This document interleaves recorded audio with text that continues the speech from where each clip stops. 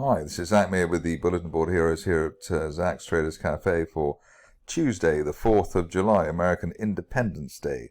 Starting off with the FTSE 100, which is not really celebrating American Independence Day at the moment. It's rather flat, but maybe they're thinking that there's not going to be much action from the other side of the Atlantic. Here we've got the market trading either side of the 200-day moving average, which is actually a good thing. We've had bullish divergence after that bear trap below 74.45 at the end of June.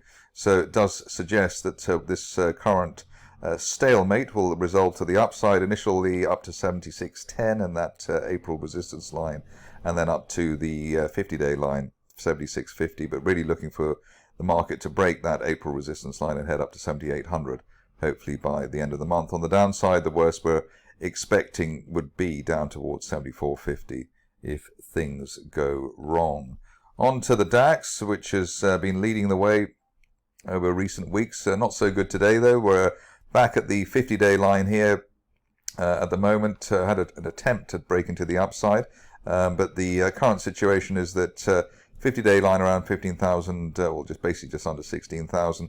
Above that, still looking for a break of the May-June resistance at 16,300 to take us up to the top of that rising trend channel from the autumn of last year, as high as 17,400 by the end of next month, not this month. RSI slightly worrying, pushing back below towards the 50 level, but 51 still above neutral, and therefore okay in terms of that.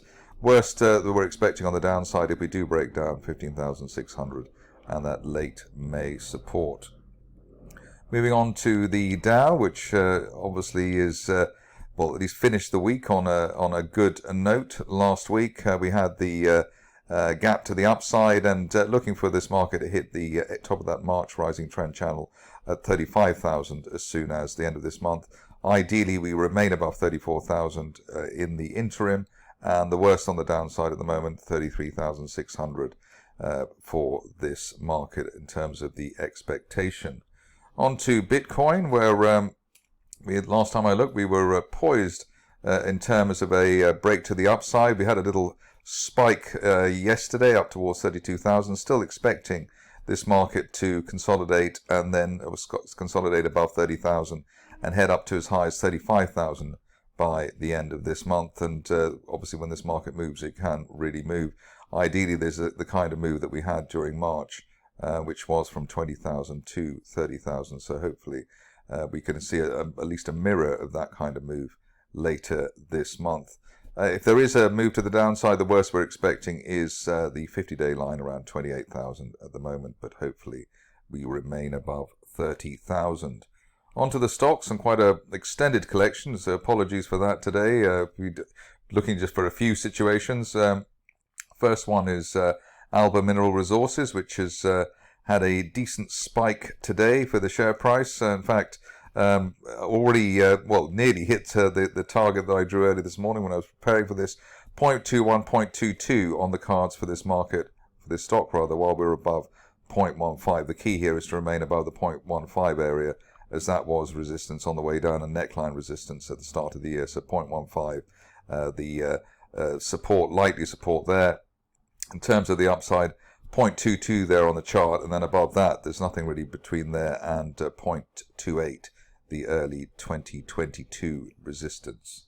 On to AsiaMet, which looks like it's slowly recovering. Here you can see that we've broken that line of resistance there from January, broken above the 200-day line at 1.17, and above that with this V-shaped bull flag looking for 1.5 pence as soon as the end of this month.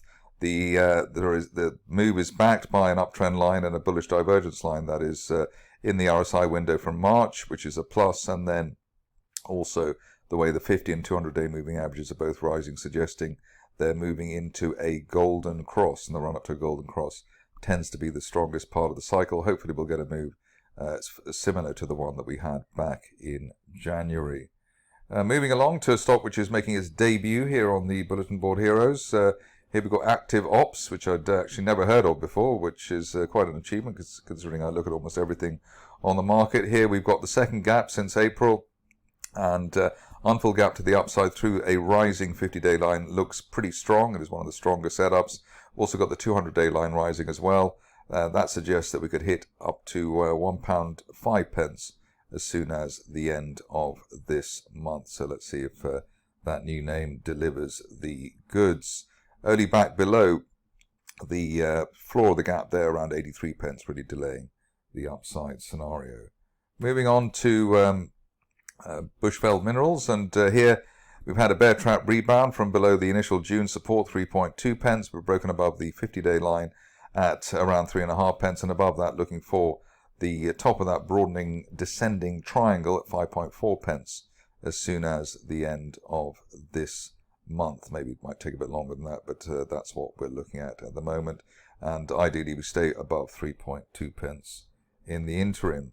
Clontarf, a much followed stock, and let's see where we are today with this situation. A hard rebound off the floor of that rising trend channel from December, looking for the shares to eventually hit the top of the rising trend channel from December at 0.22, perhaps as soon as the end of next month, but obviously there is initial resistance at a line from February around 0.14, so some people might be wanting to wait for that, but above 0.1 looks as though Clontarf has, well, at 0.1 looks like Clontarf has support. Hasn't been a very nice ride in Guild Esports over the recent past, but the shares breaking out of a falling wedge after a nice hammer yesterday. Also, it's a bear trap from below the May support there, 0.62, above 0.62. Looking for the shares to fill the gap up to a penny, hopefully by the end of this month, and maybe up to 1.22p in the 200-day line by the end of next month. Obviously, it's a punchy call, but it's a decent setup there if you maybe can put the past performance behind you on that situation. Another stock where you might have to take away your beliefs in terms of the negativity is Glantis, which has had now a third day, or actually a fourth day of positive price action.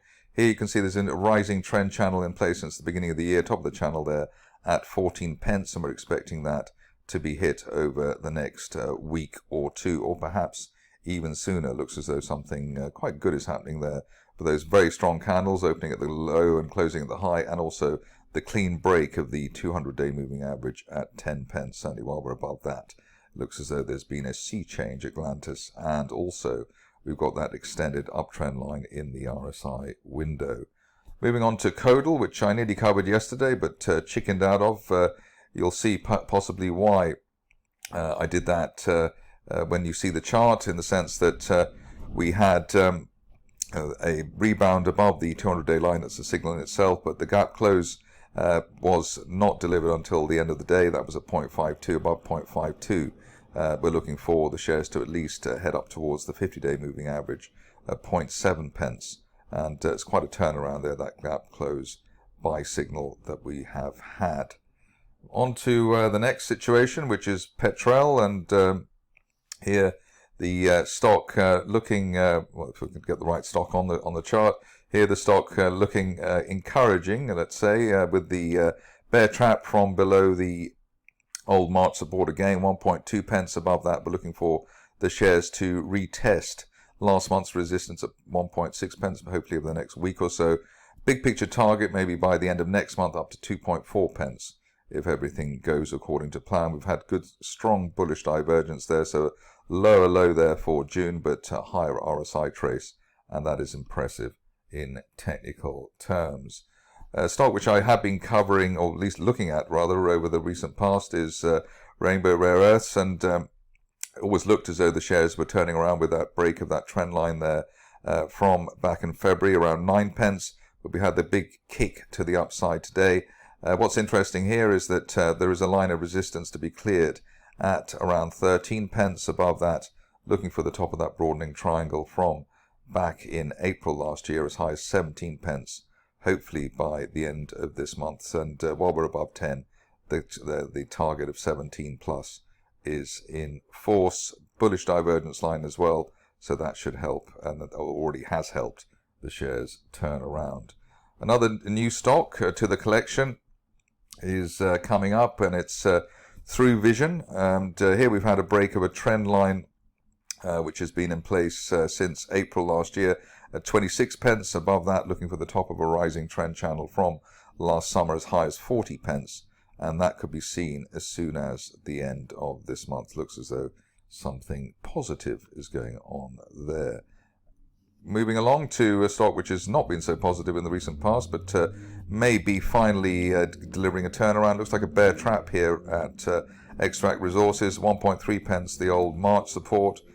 Need to break a line of resistance there from April, around 1.4 on an end-of-day close basis, and then at least we could be heading back towards May resistance on the way down at 1.8 pence as soon as the end of this month.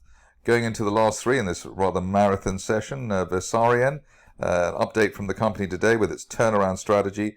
Still looking for the shares. They will still need to break that 50-day line at 2.16. Obviously disappointing that we came back all the way from 6.5 pence. But an end-of-day close above the 50-day line around that 2.1 pence area.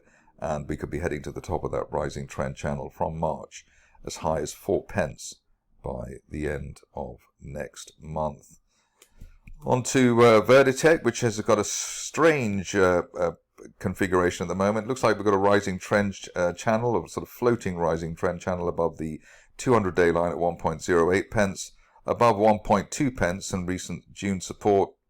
Looking for the shares to break out towards 2.5 pence. If you're cautious, which you very well might be with this stock, then you'd wait for an end-of-day close above the 50-day moving average at 1.55, but only back below the 200-day line at 1.1 pence, really delaying the upside or a potential recovery scenario. Finishing off with another an unfrequent flyer here, Zenova. Here we've got a gap higher off the lows, which tends to be a decent signal. We saw that with Orcadian just a few days ago. Initial target here up to the 50-day line at 4.4 pence. You can get an end-of-day close above that, and we could see the shares up to 7 pence by the end of next month. So if you're cautious, you wait for an end-of-day close above the 50-day line. That's it from me today. More updates tomorrow.